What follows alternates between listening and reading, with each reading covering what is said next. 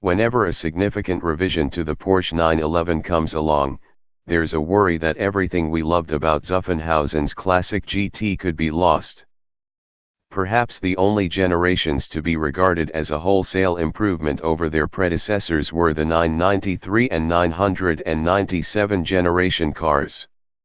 Sandwiched between them was the unloved 996, with its fried egg headlamps, downgraded interior materials, and an engine that developed a reputation for launching itself courtesy of subpar bearings supporting a shaft that turned its overhead cams hafts.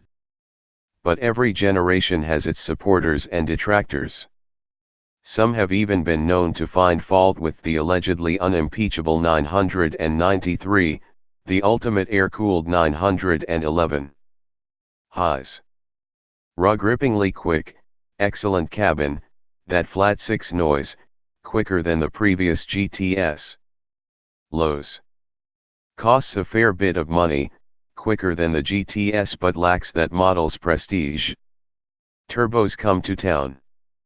Ever since Porsche launched the 911 at the Frankfurt Auto Show in 1963, the naturally aspirated flat-6 engine has been a defining characteristic.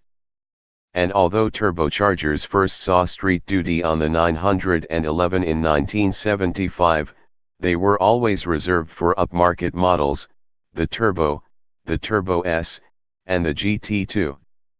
Now, with the exception of the high-winding GT3 siblings and the very limited 911R, every 911 off the line is fitted with a pair of snails as a matter of course. View 74 photos. Turbochargers, of course, raise power output. Combined with reduced displacement, they also help automakers achieve fuel economy targets. These new turbocharged Carreras conceivably could have fallen victim to regulatory realities, trading character for MPG figures. We are both relieved and pleased to inform you that, aside from a couple of peculiarities, this is not the case. Porsche continues to get ever more aggressive with its engine stop/start programming and now actually switches off the engine when the car is still rolling to a stop.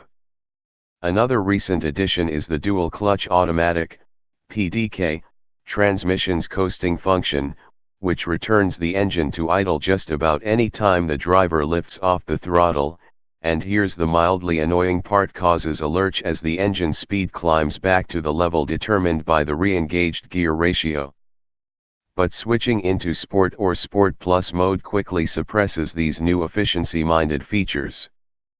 Play the stereo at moderate volume, and any hint of turbo noise vanishes.